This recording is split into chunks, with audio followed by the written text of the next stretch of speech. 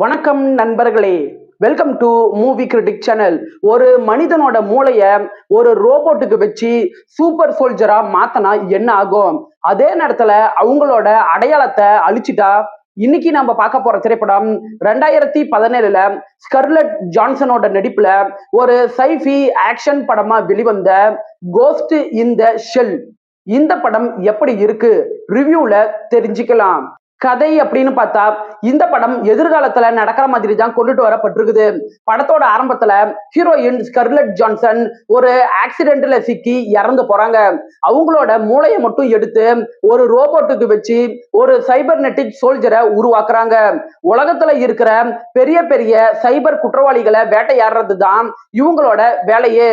ஒரு நாள் ஒரு மர்மமான ஹேக்கரை தேடி போகும்போது ஹீரோயினுக்கு தன்னோட கடந்த கால நினைவுகள் கொஞ்சம் கொஞ்சமா தெரிய ஆரம்பிக்குது. இதுக்கப்புறம் தன்னோட கடந்த காலத்தை பத்தி ஹீரோயின் எப்படி தெரிஞ்சுக்கிறாங்க, வில்லனை எப்படி எதிர்த்து நின்னாங்க அப்படின்னு சொல்றதுதான் படத்தோட மீதி கதையே.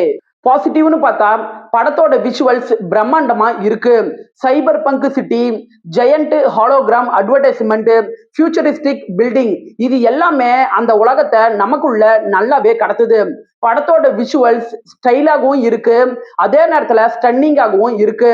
இந்த படம் 1 மணி நேரம் 45 நிமிஷம் இருக்கக்கூடிய சின்ன படம். குயிக்கா உங்களால பார்த்து முடிக்க முடியும். படத்தோட ஆக்ஷன் காட்சிகள் சூப்பராகவே இருக்கு. இந்த படம் ஒரு அனிமேஷன் கதையை தழுவிதான் உருவாக்கப்பட்டிருக்குது. ஒரிஜினல் அனிமேஷன்ல இருக்கிற சில ஐகானிக் காட்சிகளை இந்த படத்துல ரீக்ரியேட் பண்ணியிருப்பாங்க. அதெல்லாம் சூப்பராகவே இருக்கு. படத்தோட காஸ்டியூம் டிசைன் ஆகட்டும், ரோபோட்டிக் சம்பந்தப்பட்ட காட்சிகளாகட்டும், ஃபியூச்சரிஸ்டிக் வெப்பன்ஸ் ஆகட்டும், இதெல்லாம் நல்ல இம்ப்ரெசிவா இருக்குது. படத்துல நடிச்ச நடிகர்கள் பர்ஃபார்மன்ஸ் வைஸா சூப்பராகவே நடிச்சிருக்கிறாங்க. குறிப்பா சொல்லணும்னா ஸ்கர்லட் ஜான்சன் அவங்க ரோபோ மாதிரி நடக்கிறது, ரோபோ மாதிரி ஃபேஸ் ரியாக்ஷன் பண்றது அப்படின்ட்டுன்னு அந்த கதாபாத்திரத்தை சூப்பராகவே ஏத்து நடிச்சிருக்கிறாங்க. குறைகள் அப்படின்னு பார்த்தா படத்தோட விஷுவலுக்கு கொடுத்த முக்கியத்துவத்தை கொஞ்சம் திரைக்கதைக்கும் இவங்க கொடுத்திருக்கலாம். ஒரிஜினல் கோஸ்ட் இந்த ஷெல்லோட இந்த படத்தை கம்பேர் பண்ணி பார்க்கும்போது இந்த படத்தோட திரைக்கதை டவுனா தான் இருக்குது. படத்தோட கேரக்டர் டெவலப்மெண்ட் குறைவா இருக்கிறனால எமோஷனலா படத்தோட கனெக்ட் ஆக முடிய மாட்டேங்குது. படத்தோட கிளைமேக்ஸ் காட்சிகள் சுலபமா முடிஞ்ச ஒரு ஃபீலை தான் கொடுக்குது. சில காட்சிகள் இப்படிதான் இருக்கும் அப்படிங்கிறத நம்மளால ஈஸியா கெஸ் பண்ண முடியுது. மொத்தத்துல கோஸ்ட் இன் த ஷெல் படம் ஒரு ஆவரேஜான படம் தான். ஸ்கர்லட் ஜான்சன் ஆக்ஷன் சீக்வன்ஸ், ஸ்டன்னிங் ஆன விஷுவல், இதுக்காக இந்த படத்தை ஒரு வாட்டி ட்ரை பண்ணி பார்க்கலாம். 10க்கு 6.3 ரேட்டிங் கொடுக்கலாம்.